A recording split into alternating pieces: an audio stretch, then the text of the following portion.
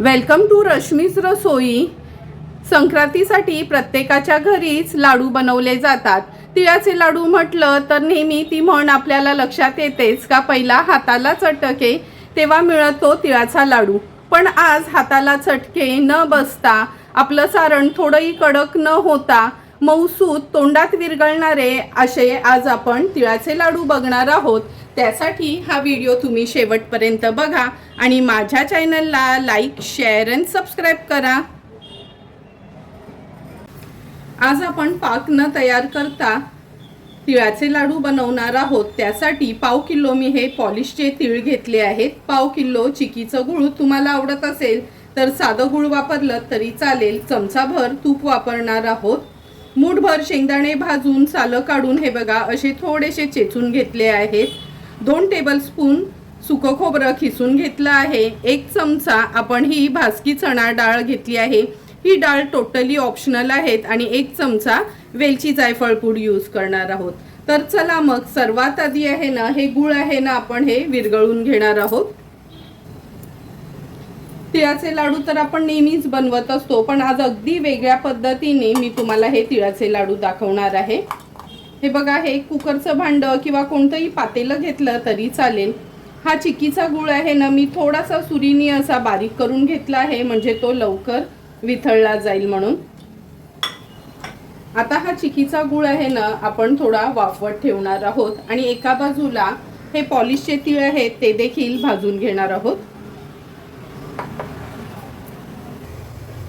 गॅसवर मी मोठ्या कढईत हे पाणी उकळवत ठेवलं होतं। आता हा स्टँड ठेवते। ह्याच्यामध्ये हे जे गूळ आपण बारीक तुकडे करून घेतले आहेत ते भांड आपण ह्या पाण्यामध्ये ठेवणार आहोत आणि झाकण ठेवून हे गूळ आपल्याला वितळून घ्यायचं आहे। गॅसची फ्लेम मी मीडियम वर ठेवते। एका बाजूला आपण गूळ वितळवत ठेवला आहे, दुसऱ्या साईडला ही कढई ठेवली आहे। ह्या कढईमध्ये आपण हे पॉलिशचे तीळ घेणार आहोत। तुम्हाला साधे तीळ आवडत असतील तर ते घेतले तरी चालेल। आता लो फ्लेमवर हे तीळ आपण व्यवस्थित भाजून घेणार आहोत।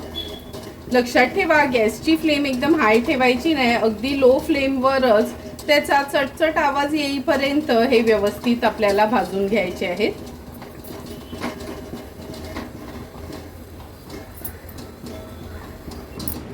2 मिनिटं झाली आहेत आपण हे तीळ भाजत होतो अगदी लो फ्लेमवर।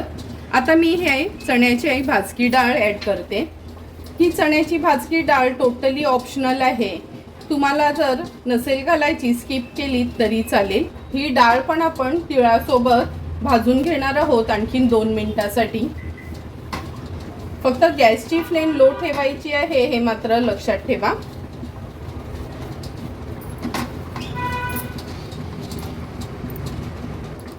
आणखीन 2 मिनिटं झाले आहेत हे तीळ आपण भाजत होतो आणि ही डाळ पण, म्हणजे एकूण 4 मिनिटं झाली आहेत। आता हे खवलेलं सुकं खोबरं मी ॲड करते।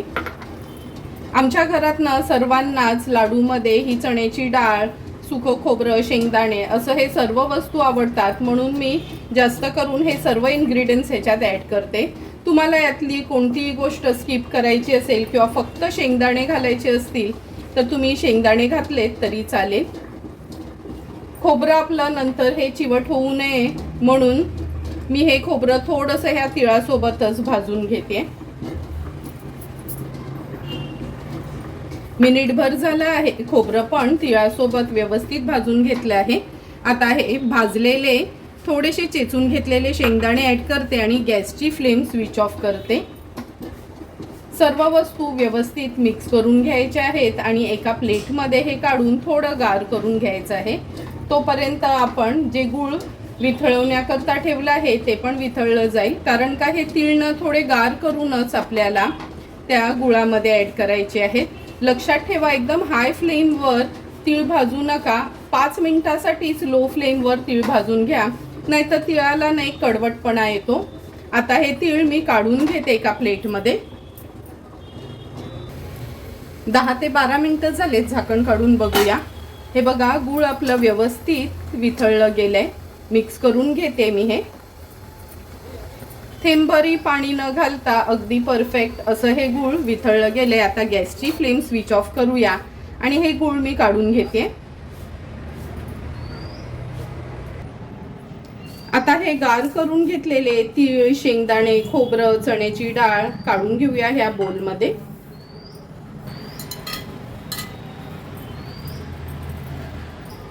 ह्याच्यामध्ये आपण वेलची, जायफळ पूड ऍड करणार आहोत। आता हे गूळ जे आपण वितळून घेतलं आहे ना, ह्या चाळणीने मी चाळून घेते, कारण का गुळामध्ये कसं कधी कधी कचरा वगैरे असतो, त्यामुळे चाळून घेतलं तर लाडू खाताना कचकचणार नाही। हे बघा, ह्याच्यामध्ये कशी थोडीशी घाण असते, त्यामुळे कधी ना हे गुळाचा पाक आपण चाळून घेतला ना का व्यवस्थित लाडू बनतात आपले। आता ह्याच्यामध्ये आपण चमचाभर तूप घालणार आहोत। हे मिश्रण व्यवस्थित मी मिक्स करून घेते।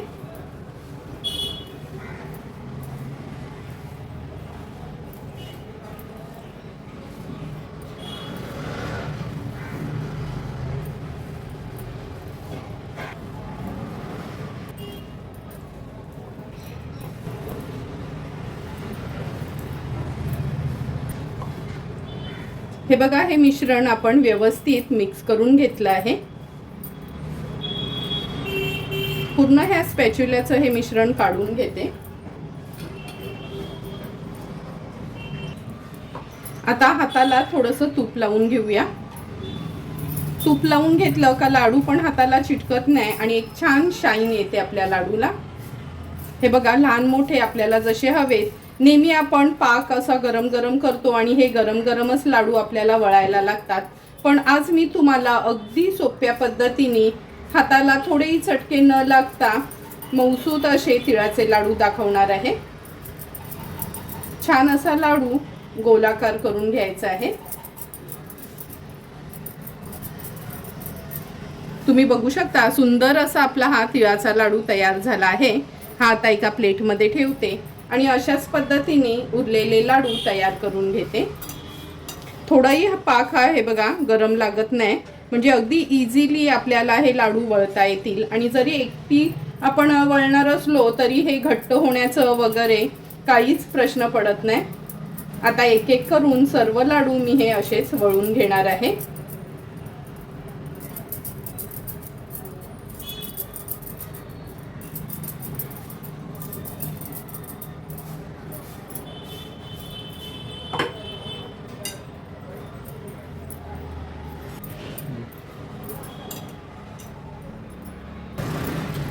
हे बघा, एक एक करून जवळपास आपले हे मोठे लाडू बनवून पण 35 लाडू तयार झाले आहेत आणि थोडंही सारण आपल्या ह्या बोलला चिकटलं नाही किंवा वाया गेलं नाही ना, हाताला चटके काहीच नाही, अगदी परफेक्ट असे आपले हे तिळाचे लाडू तयार झाले आहेत। आता हे तयार झालेले लाडू आपण सर्विंग प्लेटमध्ये सर्व करणार आहोत।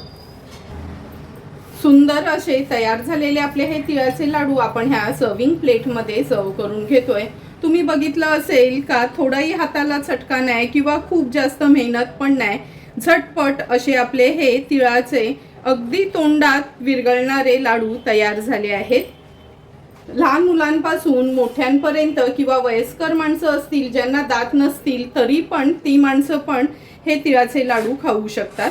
तुम्हाला जर मी बनवलेल्या ह्या तिळाच्या लाडूची रेसिपी आवडली असेल तर तुम्ही पण नक्की माझ्या पद्धतीने एकदा तरी ह्या संक्रांतीमध्ये हे तिळाचे लाडू घरच्या घरी ट्राय करा आणि मला कमेंट करून सांगा की तुम्ही बनवलेले हे तिळाचे लाडू कसे झालेत ते।